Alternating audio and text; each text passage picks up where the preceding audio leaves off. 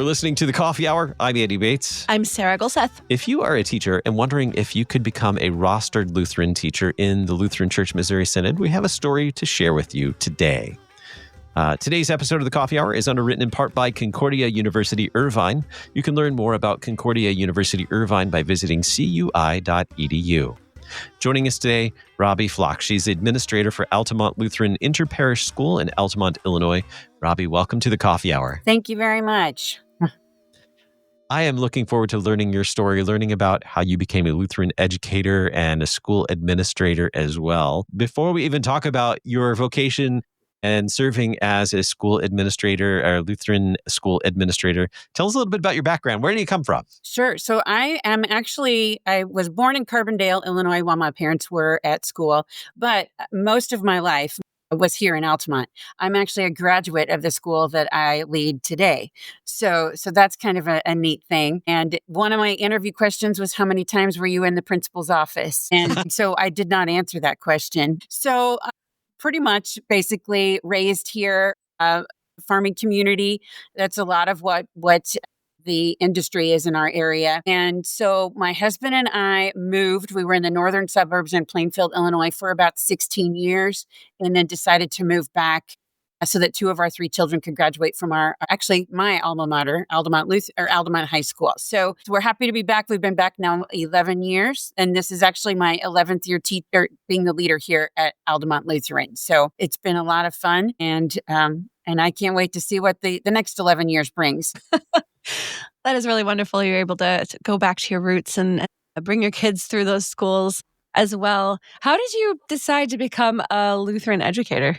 So that part's an interesting story. My girls were attending Bethany Lutheran in Naperville, Illinois at the time that I was going through taking my classes, and I went to Aurora University. And I had looked at Concordia University. That was my first choice, but the drive time and where I was at in Plainfield, it just was not going to work for us with our small children.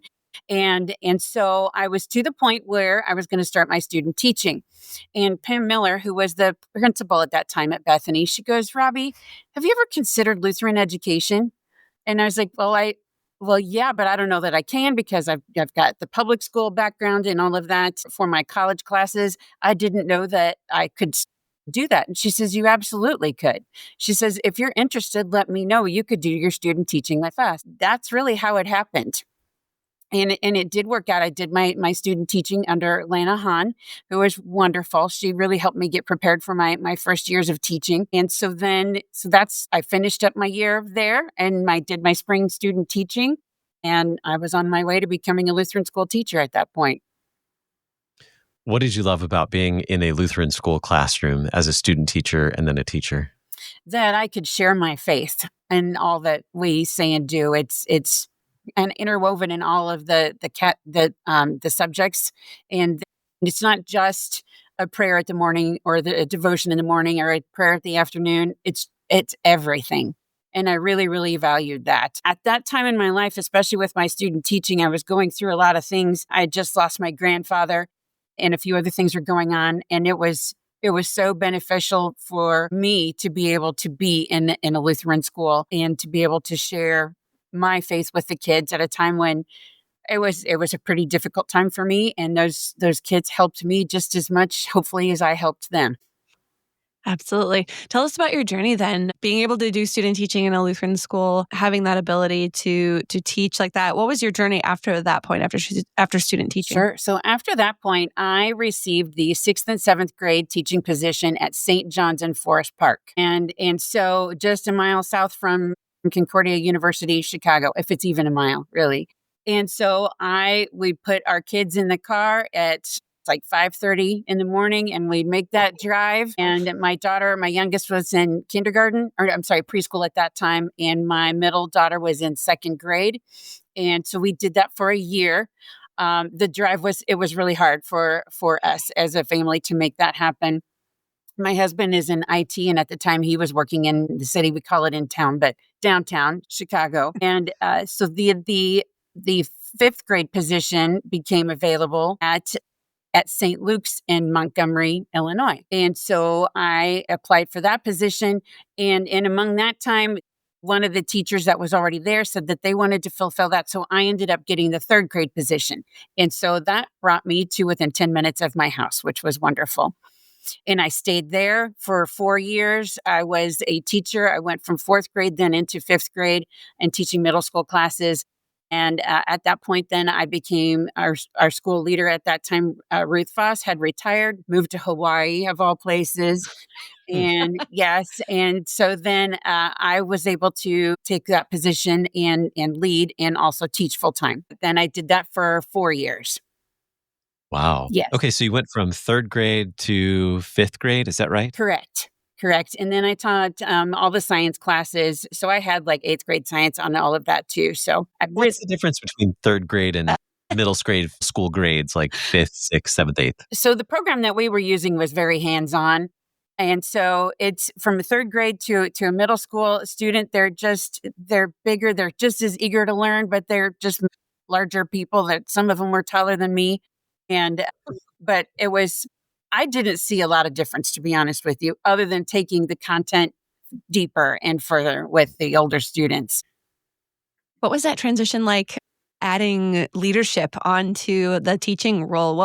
What were some of the things that you had to do once you added in a leadership position in a school? Sure. So everything that I thought I was going to be doing, I had some of it, right? But the rest of it, no, I really just kind of jumped in and led, because Ruth was still there for a couple of months when I had technically started.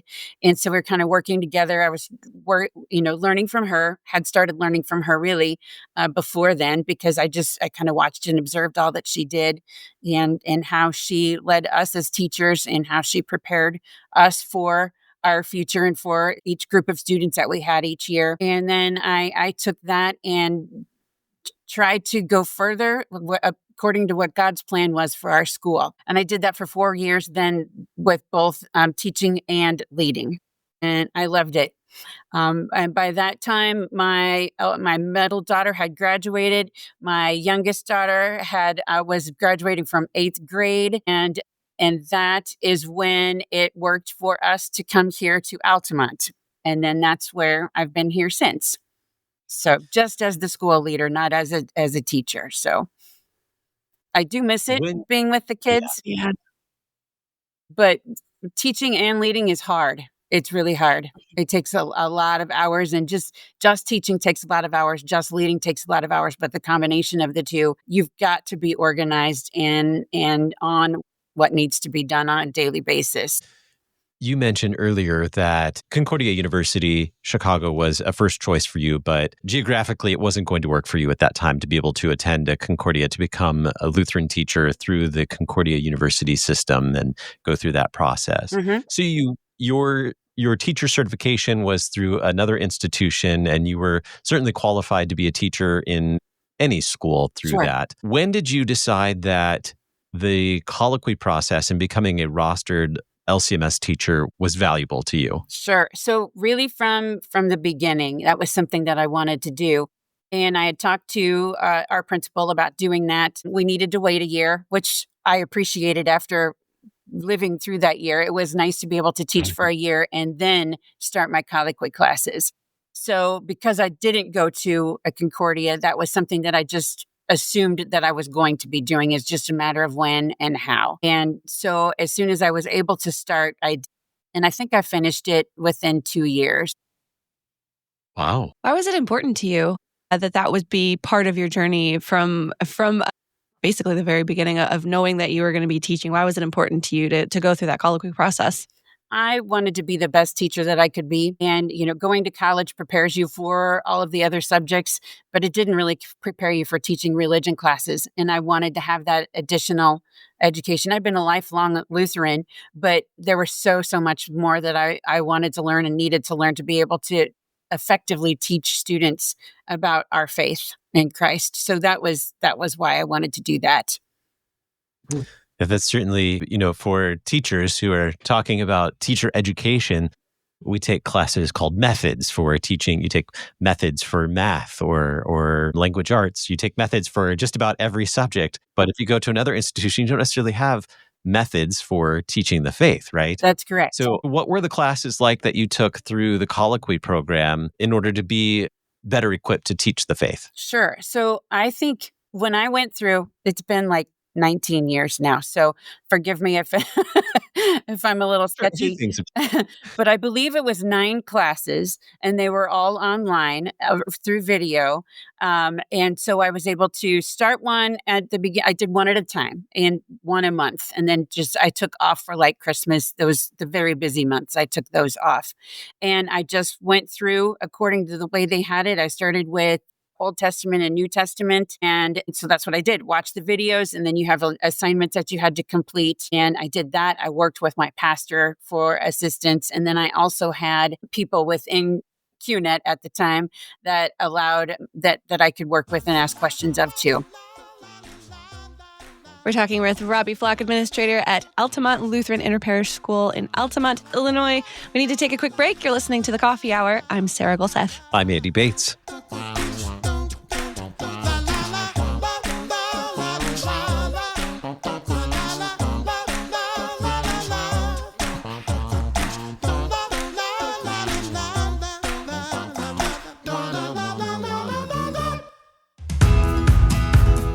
At Concordia University Irvine, you have the freedom to explore your future and your faith. Across over 60 on-campus and online programs, you'll experience Christian education that's uniquely designed to develop the whole person, to prepare you not just for your career, but for all of your callings in life. Here you'll explore life's toughest questions, gain lifelong skills, and make relationships that last a lifetime. Concordia University Irvine. Learn more at cui.edu.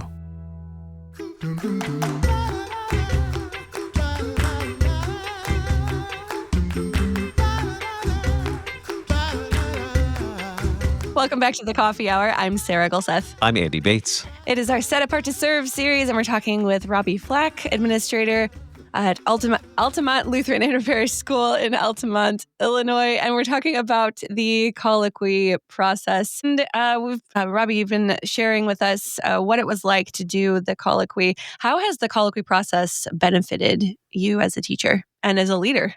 Sure. So it really taught me what I needed to know to be an effective teacher in religion. I think I became a better teacher in history, also because history and our faith, it's just, again, it's all rooted together and interwoven. There's also a tax break that you get from being a minister of religion. And so that was very helpful too.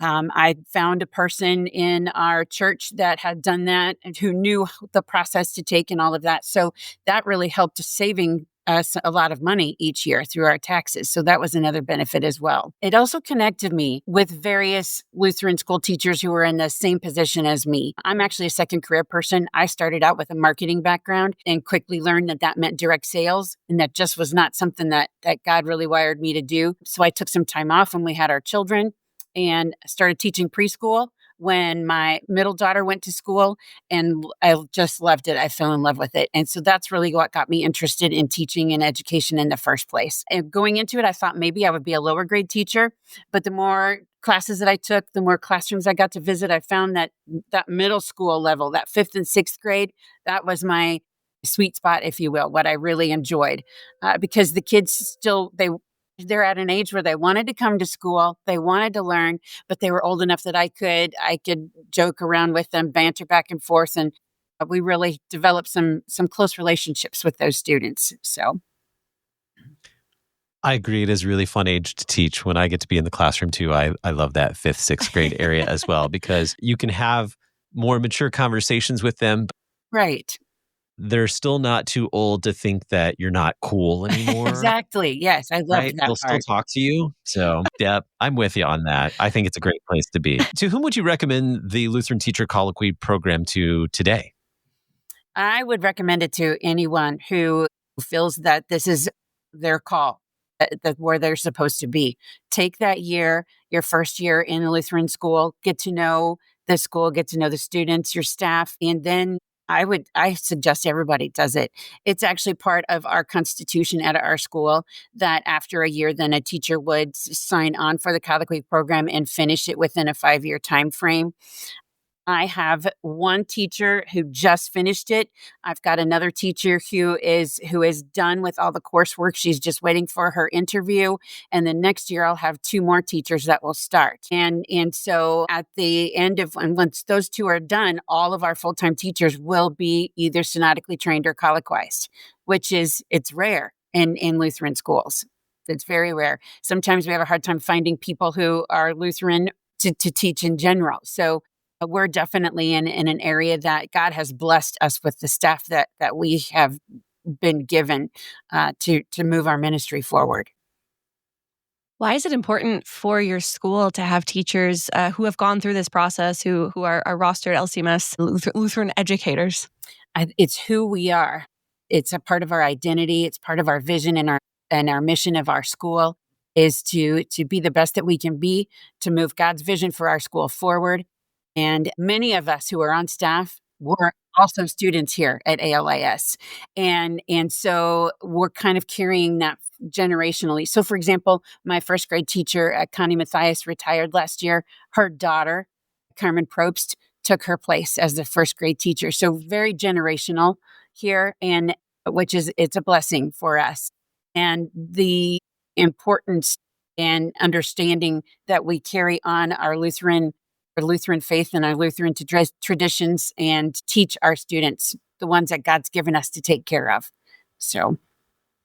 Well, it sounds like certainly within families, there is encouragement to consider becoming a Lutheran teacher in the future. How are you and your school, Altamont Lutheran Interparish School, encouraging and recruiting future church workers? Sure. So all along, before I became a part of the Set Apart to Serve program, we would always just like, hey, you know what? I think you'd really be a good teacher, or I think you might make a good pastor. And so for a few of them, but what we wanted to do was to really bring more to it than just, there's a lot more than pastors and teachers, right? And so there was one year for our chapel services. At the end of our chapel services, every teacher that we went up and shared their story of how they got into becoming a Lutheran school teacher. And it was really interesting, even for the adults, because many of us have known each other for a long time, but we didn't know our story on how we got involved in Lutheran teaching. So, and it connected with us. So, and it also connected with some of the people that were there too. Adults, we have several guests that come and join us on a weekly basis. And I'd had conversations with them, a few of them along the way too, about Christian education. And so we're making it more purposeful. We have these little bookmarks that Set Apart to Serve gave us that we can give the students. We think you'd be a good this or a good that or DCE. We have 4 churches that support our school. And so we're trying to our pastors come in and they teach the confirmation during the school day, which then connects more church workers to our students. And so that was what we did one year. Then we also had for Lutheran Schools Week, we had talked about Set Apart to Serve, and they have different materials that we can use in the classroom. And so we did that. And so then during the week, then we're putting up different pieces of artwork and things like that. So kindergarten students all the way through 8th grade see what Set Apart to Serve, what does that look like for someone who's young versus someone who maybe is starting to think about, what do I want to do as a career? So that's what we're doing now, following up with the kiddos that have graduated and just keeping those relationships going as much as we can. Now, if Colloquy program is something that our listeners are interested in, there is an opportunity coming up to learn more about the Lutheran Teacher Colloquy program. And so also joining us today is Annie O'Donoghue, manager with Standing Partnership and the Set Apart to Serve team. Annie, welcome to the Coffee Hour. Thank you. Glad to be here. So tell us about the upcoming opportunity to learn about the Lutheran Teacher Colloquy program. Yeah, so on October 15th, from 7 to 8 p.m. Central, we are hosting a live webinar. It's completely free, and it's all about teacher colloquy. So we will go over what is teacher colloquy, what are the requirements, what are the frequently asked questions, what are the myths, and truly what are the benefits of becoming a LCMS Minister of Religion commissioned. And we'll hear from real teachers how they've benefited, how they have used what they've learned from the colloquy process in their personal life, in the classroom, how it's benefited the school.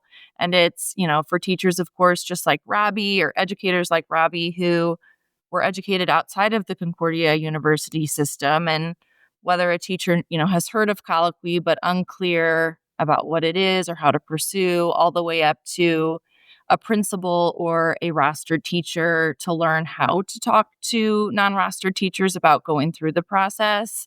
And at the end, we'll walk through who to talk to, QNet, who to talk to placement directors, what that coursework looks like.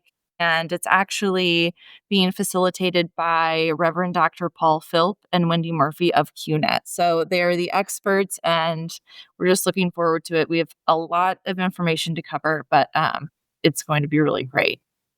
It's a lot of information packed into the webinar coming up October 15th. I want to point out for the teacher, for the educator who's thinking about this, Robi shared something in her story that I thought was really valuable, that this is doable. Robi, you said you did this in about 2 years. Is that right? Yes. While teaching and having small children at home. Yeah. Yeah. So that it's doable. And I think Robi shared too, very, very clearly, this has been very beneficial to her. If you're thinking about becoming a Lutheran teacher, maybe you're an educator now, but want to become a Lutheran teacher, this webinar is going to answer the questions about how that process works, what you do to become a rostered LCMS Lutheran teacher as well. What do we need to know to attend the webinar? Well, one thing that just reminded me is this webinar was informed by teachers as well. And so we asked them what were some of the barriers they thought they had to overcome. And so we talked about that and how they overcame those challenges. But what you need to know, it's Wednesday, October 15th from 7 to 8 p.m. Central, and it is free to register. You just need to visit lcms.org/colloquy webinar. lcms.org/colloquy webinar. You can find the information there. It is October 15th at 7 p.m. Central. Man, it sounds pretty easy. About an hour, did you say? Maybe a little longer? About an hour. Just right at an hour. Yeah. Right at an hour. We're promising. All right. lcms.org/colloquy webinar. You learn about becoming for teachers who want to become rostered Lutheran teachers in the LCMS. You can join us for the Lutheran Teacher Colloquy webinar by visiting lcms.org/colloquy webinar. You can sign up there. You want to register right away so that they know who's coming and have all that information ready for you then as well. Anything else, Annie, before we wrap up our time together? As you said, register now, so you don't forget, but registration will remain open until the start of the webinar. Yes. All right. Well, Robi, thank you so much for sharing your story with us today. We appreciate you spending time with us. Robi Flach serves as administrator of Altamont Lutheran Interparish School in Altamont, Illinois. Robi, thanks for being our guest today. Thank you so much. This was fun. I appreciate you having the opportunity to share my story. And Annie O'Donohue, manager for Standing Partnership and Set Apart to Serve. Annie, thank you so much for being our guest today. Thank you. You've been listening to The Coffee Hour. I'm Andy Bates. I'm Sarah Golseth. The Coffee Hour with Andy and Sarah is a production of KFUO. To support the Coffee Hour and KFUO Radio, visit kfuo.org. You can also text KFUO to 41444 or send an email to gifts@kfuo.org. And you can call us at 800-844-0524. KFUO. Christ for you, anytime, anywhere.